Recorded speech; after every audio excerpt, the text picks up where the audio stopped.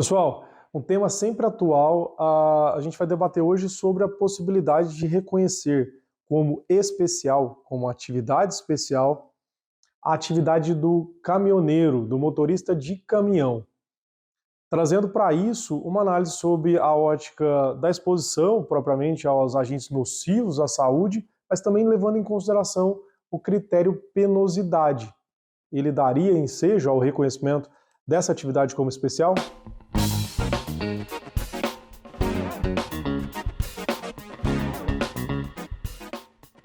Pessoal, primeiramente a gente tem que lembrar que essa atividade, ela era considerada uma atividade especial por enquadramento profissional, mas teve um fim, onde houve uma reforma previdenciária, uma alteração legislativa que passou-se a exigir a comprovação efetiva à exposição a agentes nocivos à saúde ou integridade física.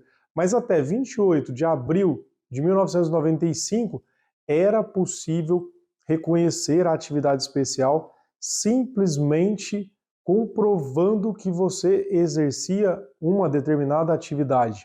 É o que chamamos de reconhecimento de atividade especial por enquadramento profissional. Então, pessoal, após essa data, o PPP passou a ter, PPP, que é Perfil Proficiográfico Previdenciário, passou a ter uma importância muito grande no cenário da aposentadoria especial, para fins de comprovação da atividade especial por exposição a agentes nocivos à saúde ou à integridade física daquele que exerceu uma determinada atividade.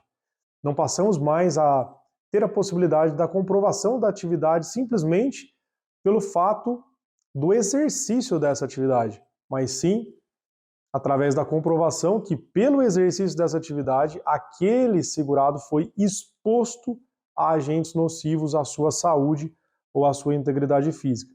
Porém, hoje, o vídeo de hoje se presta a analisar a possibilidade do reconhecimento da atividade especial do caminhoneiro pela penosidade que a atividade traz àquele que exerce essa atividade. Então não é somente pelo fato da exposição aos agentes nocivos, mas também dessa penosidade que é inerente muitas vezes a essa atividade tão importante. E aqui, pessoal, é interessante a gente trazer um julgamento do Tribunal Regional Federal da 4ª Região, no IAC, de tema número 5, porque nesse julgamento, o TRF da 4ª Região, ele abordou, ele fez uma cartilha de critérios que a perícia deve se atentar para se chegar à conclusão se a atividade do caminhoneiro e também do motorista de ônibus seria especial pela potencial penosidade que ela traz àquele que a exerce. Olha só que interessante. A gente tem aqui uma análise sobre a ótica do veículo efetivamente conduzido pelo trabalhador. Então, o TRF chegou à seguinte conclusão, que o perito deverá diligenciar junto às empresas empregadoras para descobrir a marca, o modelo e o ano de fabricação do veículo conduzido.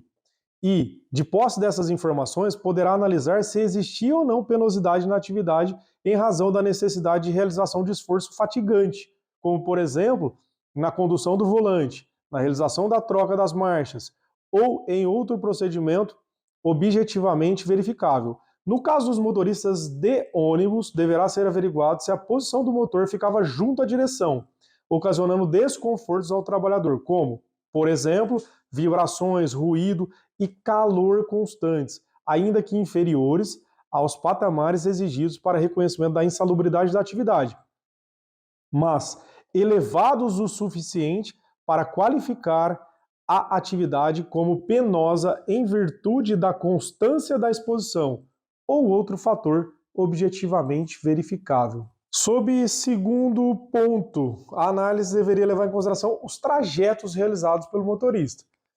Então, olha só, o profissional deverá identificar, profissional aqui seria o perito, e identificar quais as linhas percorridas pelo trabalhador e analisar se existia Nesse transcurso, penosidade em razão de o trajeto incluir localidades consideradas de risco em razão da alta incidência de assaltos ou outras formas de violência.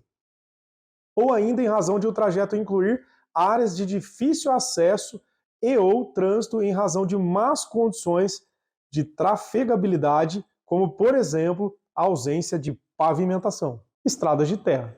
Pessoal, como terceiro e último critério, o TRF da 4ª Região, nesse julgamento, ele traz que a análise deve levar em consideração a jornada habitual do trabalhador.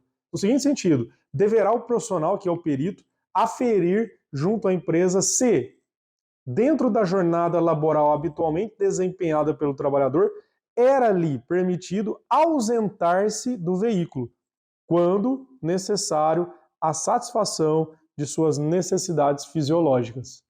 Assim, pessoal, o TRF da 4ª Região diz que, após levar em consideração esses critérios na perícia, então é muito importante o perito se atentar a tudo isso para não eivar a perícia de nulidade, inclusive.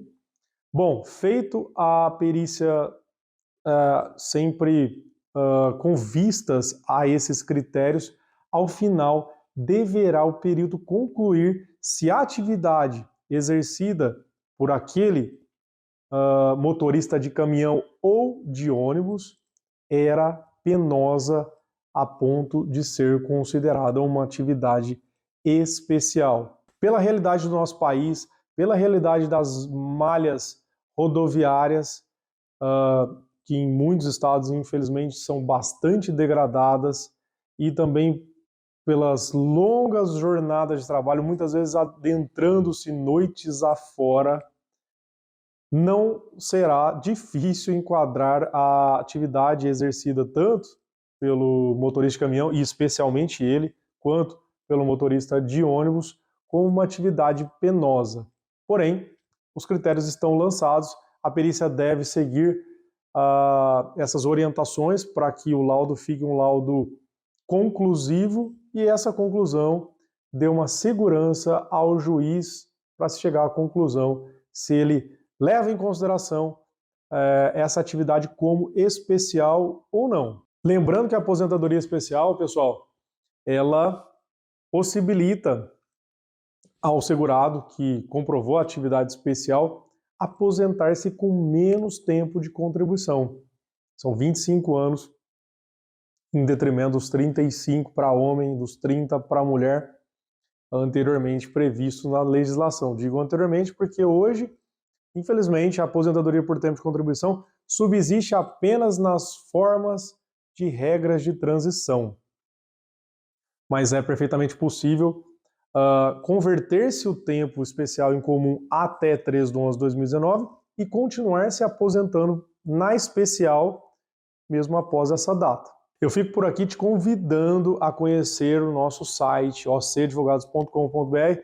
Lá a gente tem muito material interessante e também temos um canal de comunicação direta conosco. Será um prazer falar com você e lhe auxiliar nas suas dúvidas no seu caso.